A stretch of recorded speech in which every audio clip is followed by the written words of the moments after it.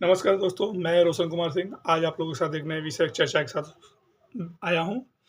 वो चर्चा है सऊदी अरब और ईरान को लेकर और दोनों को एक मंच पर लाने वाले देश को लेकर और इससे अमेरिका को क्या चुनौती मिल रही है, इस पर भी चर्चा करेंगे। ओवरऑल 4 देशों के बारे में बात होगी, अगल-बगल कुछ और भी मुद्दों पर चर्चा की जाएगी जो इनसे जुड़ी हुई है। चर्चा की शुरुआत करते हैं। चर्चा की शुरुआत यहाँ से होती है कि चीन के द्वारा अरब में अपनी दखल बढ़ता चला जा रहा है और धीरे-धीरे अमेरिका को अरब में चुनौती मिलती जा रही है, जिसका प्रभाव पूरे विश्व की राजनीति पर पड़ने वाला है। इसका प्रभाव क्या पड़ेगा, इस पर भी चर्चा करेंगे। चाइना ने सऊदी अरब और ईरान के विदेश मंत्रियों को एक मंच पर लाकर बातचीत और समझौते कराने का प्रयास किया है, जिससे इस हफ्ते की सबसे बड़ी खबर माना जाता है विश्व में आज। चलिए, इसके पीछे अमेरिका है और चीन है, इस पहलू को हम समझते हैं कि क्या है। देखिए, पहले अमेरिका पर बात करते हैं। अमेरिका एक विश्व की सबसे पुरानी डेमोक्रेटिक देश है, लोकतांत्रिक देश है और अमेरिका और चीज़ों को फॉलो करता है, ह्यूमन राइट्स की बात करता है, एलपीजी की फॉर्म करता है और अमेरिका के 3 सबसे बड़े हथियार हैं। डेमोक्रेसी सबसे पुरानी है, ह्यूमन राइट्स और एलपीजी, तीनों अमेरिका की देन है। अमेरिका इसके माध्यम से पूरे विश्व पर राज करने का प्रयास करता है इनडायरेक्टली, लोकतंत्र के नाम पर कि आपके यहाँ लोकतंत्र नहीं है, उस पर आपको प्रतिबंधित करता है या आपका विरोध करता है। ह्यूमन राइट नहीं है तो आप पर प्रतिबंध लगाता है, एलपीजी नहीं करेंगे तो हम आपसे संबंध नहीं रखेंगे, इन सब चीज़ों की वो बातें करता है।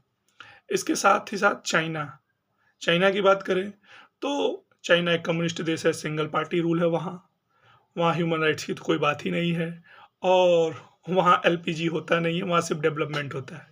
डेवलपमेंट का मतलब है कि सिर्फ किसी भी तरीके से विकास होना चाहिए एट एनी कॉस्ट। उसके लिए ह्यूमन राइट्स की वैल्यू कुछ है नहीं। वो आज वो एक एक दिन में गांव-गांव शहरों को शिफ्ट कर देने वाला देश है, तो वहाँ ह्यूमन राइट्स की तो बात ही नहीं है।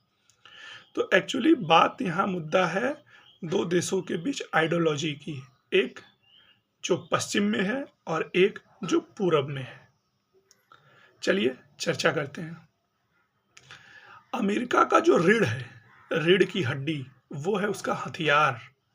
एक आदमी को खड़ा होने के लिए उसकी रीढ़ की बोन हड्डी चाहिए, रीढ़ की हड्डी, और अमेरिका जैसे देश की रीढ़ की हड्डी है उसका हथियार। क्योंकि अमेरिका विश्व का 70% हथियार निर्यात करता है। पूरे विश्व में 40%, 70% तो बनाता है, लेकिन 40% निर्यात करता है, 30% खुद रखता है। और इस निर्यात में करता क्या है वो, ये ही एक मुद्दे की बात है। वो विश्व के सभी देशों को हथियार देता है और लड़ाता है, और जब जब पूरे विश्व में अशांति फैली है, युद्ध की स्थिति बनी है, तो अमेरिका को हमेशा फायदा ही हुआ है।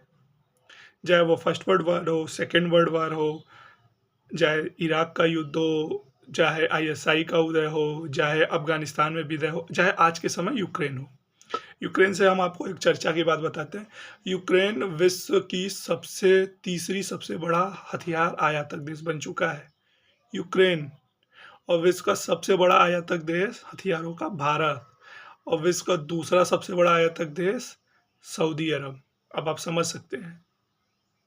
और इन सब के बाद 5वां सबसे बड़ा हथियार आयातक देश कुवैत है, जो छोटा सा देश है, जो फारस की खाड़ी में एक छोटा सा देश है, जिसकी सीमाएं सऊदी अरब से लगती हैं। तो मतलब पूरा विश्व या अमेरिका की पूरी इकोनॉमिक्स ही हथियार पे चलती है। युद्ध हुआ, पैसा खूब बनाते हैं।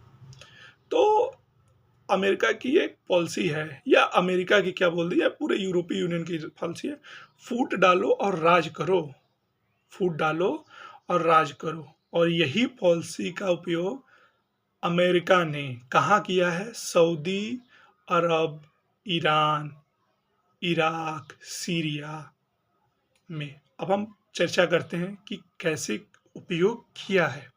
देखिए, सऊदी अरब एक सुन्नी देश है और ईरान एक शिया देश है, और दोनों वैचारिक रूप से अलग हैं। धर्म एक ही है, पर जाति बोल सकते हैं या उनका पंथ बोल सकते हैं, दो विचार के लोग हैं। तो ये दोनों आपस में लड़ते हैं, किस बात पर? विचारों के नाम पे। शिया देशों का नेतृत्व कौन करता है? ईरान करता है। और सुन्नी देशों का नेतृत्व कौन करता है? सऊदी अरब करता है। तो शिया देशों में संख्या कौन कौन है भाई? शिया में आते हैं ईरान, सीरिया, इराक। ये 3 बड़े देश हैं, और जिनका नेता है ईरान। और सभी जो देश हैं उनका नेता है सऊदी अरब। सऊदी अरब ओआईसी का भी अध्यक्षता करता है, या उसका सबसे बड़ा देश है, या उसका मठाधीश बना बैठा है। तो अब चर्चा को हम आगे बढ़ाते हैं। अब इसमें हुआ क्या? ये बात है 2001 से लेके 2006 तक की। 2001 से 2006 तक की बात है कि 2001 में ईरान के ऊपर जस्ट एक देश है जिसका नाम है इराक। और इराक में वहाँ एक राजा या एक शासक हुआ करता था जिसका नाम था सद्दाम हुसैन, और वो इराक का नेता हुआ करता था। और इराक भी एक समृद्धशाली देश था, जैसे आज ईरान है, अरे जैसे आज सऊदी अरब है। एक समृद्धशाली देश था, वहाँ बड़े महल थे, सब कुछ था, हंसता खुशता देश था। लेकिन एक समय में, आज के समय में, वो खंडहर सा बना हुआ देश है। उसके पीछे का कारण है केवल व केवल अमेरिका। अमेरिका के बढ़ावे में आकर सद्दाम हुसैन ने कुवैत पर हमला कर दिया और कुवैत को कैप्चर कर लिया। और कुवैत को बचाने के नाम पर यूरोपीय यूनियन, और या नाटो बोल सकते हैं, नाटो ने कुवैत पर हमला कर दिया और सऊदी अरब को पकड़ा, ईरान सद्दाम हुसैन को पकड़ा, मारा और फांसी पर लटका दिया। उसकी मौत हो गई। मौत होने के बाद जो ईरान में जो सद्दाम हुसैन था वो सुन्नी था, और ईरान की मेजोरिटी जो पॉपुलेशन है वो शिया थी, 60%। अब ईरान ने, अमेरिका ने किया क्या, उसकी सत्ता अब सुन्नियों की जगह ट्रांसफर कर दी शियों को। और उसके ऊपर एक और देश है सीरिया, जहाँ का पहले शासन शिया था। तब अब इससे हुआ क्या कि जो वहाँ के सुन्नी थे उनमें, क्या नाम है, बोल सकते हैं विद्रोह की भावना जन्म हुई कि हमारी सत्ता छीन कर शियाओं को दी गई। तो उसी समय एक संगठन बना बगदादी के नेतृत्व में, जिसका नाम है, आप लोग जानते होंगे, आईएसआई। अब आईएसआई का नेतृत्व कौन करता था? बगदादी। और बगदादी को समर्थन किसका था? सुन्नियों का। सुन्नियों का नेता कौन? सऊदी अरब।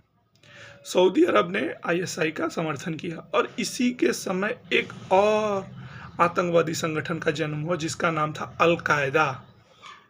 अल-कायदा का जो मुखिया था या प्रमुख था आप लोग, अल-कायदा जो अफगानिस्तान में, जो सुन्नियों का ही एक आतंकवादी संगठन था, जो सऊदी अरब से निकलकर अफगानिस्तान में गया।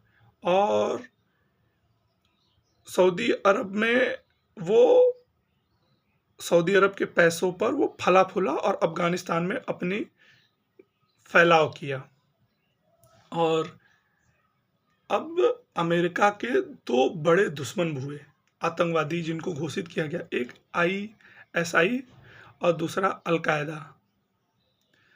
अब अमेरिका ने किया क्या कि हथियारों के माध्यम से सीरिया, इराक में खूब बमबारी की और दोनों देशों को बर्बाद कर दिया, आतंकवाद के नाम पर या आईएसआई के नाम पे, और देश तबाह हो गए।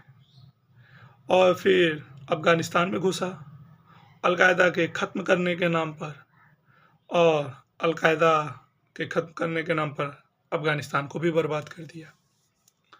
2 क्या 3 देश बर्बाद हो गए। और इसमें फ़ायदा किसका हुआ? अमेरिका का। अमेरिका की हथियार की मांग बढ़ती गई, अमेरिका अमीर बनता गया और विश्व में उसका प्रभुत्व बढ़ता ही चला गया। इन सब चीज़ों के बीच में चाइना पीछे से बैठा बैठा सब देख रहा था, सारे विश्व देख रहा था, कोई कुछ बोल नहीं रहा था, सब देख रहे थे।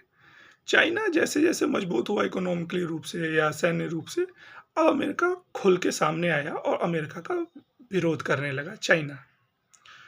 तो चाइना अब ये बात विश्व को या अरब मुस्लिम देशों को ये बात समझाने में आज के समय में कुछ हद तक सफल है कि तुम्हारा असली दुश्मन ईरान नहीं है, या सऊदी अरब नहीं है, या आईएसआई नहीं है, अलकायदा नहीं है।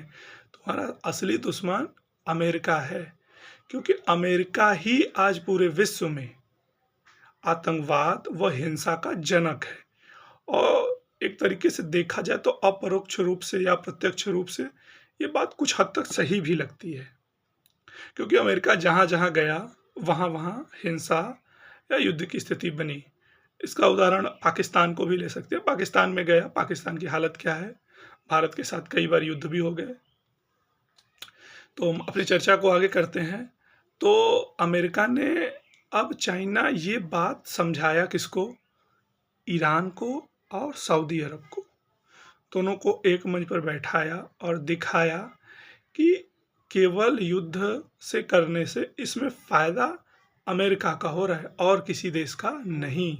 और अमेरिका मजबूत होता जा रहा है, सशक्त होता जा रहा है, और आप कमज़ोर और युद्ध में उलझ रहे हैं और कुछ कर नहीं पा रहे हैं।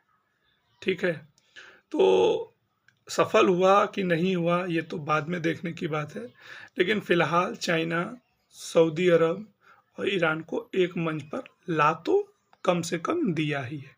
देखते हैं आगे के परिदृश्य में क्या होता है। जय हिंद।